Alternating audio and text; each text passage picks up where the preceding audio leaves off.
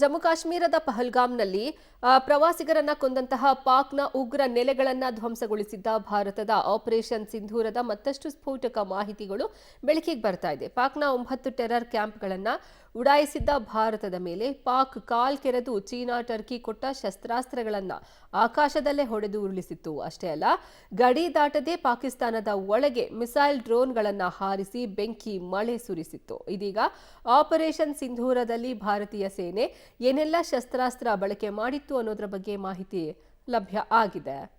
ಅದರ ಕೆಲವು ವಿವರಣೆ ಹೀಗಿದೆ. ಪಾಕ್ನ 600ಕ್ಕೂ ಹೆಚ್ಚು ಡ್ರೋನ್ಗಳನ್ನ ಧ್ವಂಸಗೊಳಿಸಲಾಗಿದೆ. 750ಕ್ಕೂ ಹೆಚ್ಚು ಮಿಸೈಲ್ಗಳನ್ನ ಬಳಕೆ ಮಾಡಲಾಗಿರೋದು.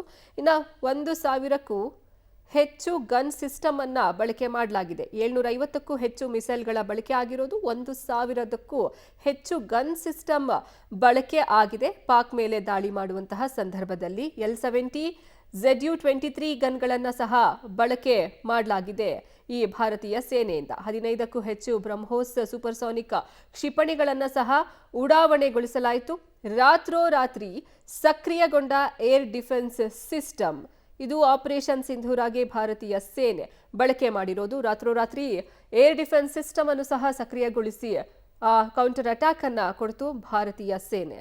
ಇನ್ನು ಮಧ್ಯಪ್ರದೇಶದ ಬಿಜೆಪಿ ನಾಯಕರಿಗೆ ಅದೇನಾಗ್ತಿದೆಯೋ ಏನೋ, ದಿನಕ್ಕೊಬ್ಬರು ವಿವಾದಾತ್ಮಕ ಹೇಳಿಕೆಯನ್ನ ಕೊಡ್ತಾ ಇದ್ದಾರೆ. ಇಡೀ ದೇಶ ಸೇನೆ ಸೈನಿಕರು ಮೋದಿ ಕಾಲಿಗೆ ನಮಸ್ಕಾರ ಮಾಡ್ತಾರೆ ಅಂತ ಮಧ್ಯಪ್ರದೇಶದ ಡಿಸಿಎಂ ಜಗದೀಶ್ ದೇವ್ಡಾ ಹೇಳಿಕೆಯನ್ನ ನೀಡಿದ್ದಾರೆ. ದೇವ್ಡಾ ಹೇಳಿಕೆಯನ್ನ ಕಾಂಗ್ರೆಸ್ ಉಗ್ರವಾಗಿ ಖಂಡಿಸಿದ್ದು, ಇದು ಸೇನೆ ದೇಶಕ್ಕೆ ಮಾಡಿದ ಅಪಮಾನ ಅಂತ ಹೇಳಿದ್ದಾರೆ. ಇದಕ್ಕೆ ಕೌಂಟರ್ ಕೊಟ್ಟಿರುವಂತಹ ಬಿಜೆಪಿ ನಾಯಕ ಅಮಿತ್ ಮಾಳವೀಯ, ದಲಿತರಾದ ದೇವ್ಡಾರನ್ನ ಕಾಂಗ್ರೆಸ್ ಟಾರ್ಗೆಟ್ ಮಾಡಿದೆ. ದೇವ್ಡಾ ಇಡೀ ದೇಶವೇ ಶಸ್ತ್ರಾಸ್ತ್ರ ಪಡೆಗಳ ಕಾಲಿಗೆ ನಮಸ್ಕರಿಸಿದೆ ಅಂತ ಹೇಳಿದ್ದಾರೆಯೇ ವಿನಃ ಮೋದಿ ಅವರ ಕಾಲಿಗೆ ಸೇನೆ ನಮಸ್ಕರಿಸಬೇಕು ಅಂತ ಹೇಳಿಲ್ಲ ಅಂತ ಸ್ಪಷ್ಟನೆಯನ್ನ ನೀಡಿದ್ದಾರೆ. ಆಪರೇಷನ್ ಸಿಂಧೂರ ಕೈಗೊಂಡ ಪ್ರಧಾನಿ ಮೋದಿಯನ್ನ ಹೊಗಳೋ ಭರದಲ್ಲಿ ಡಿಸಿಎಂ ದೇವ್ಡಾ ಈ ಕಿಡಿಯನ್ನ ಹೊತ್ತಿಸಿದ್ದಾರೆ. ಮೊನ್ನೆ ಸಚಿವ ಕುನ್ವರ್ ವಿಜಯ್ ಶಾ ಕೂಡ ಕರ್ನಲ್ ಸೋಫಿಯಾ ಖುರೇಶಿಯನ್ನ ಪಾಕ್ ಭಯೋತ್ಪಾದಕರ ಸಹೋದರಿ ಅಂತ ಹೇಳಿದ್ರು. ಸಚಿವರಿಗೆ ಸುಪ್ರೀಂ ಕೋರ್ಟ್ ಫುಲ್ ತರಾಟೆಗೆ ತೆಗೆದುಕೊಂಡಿತ್ತು.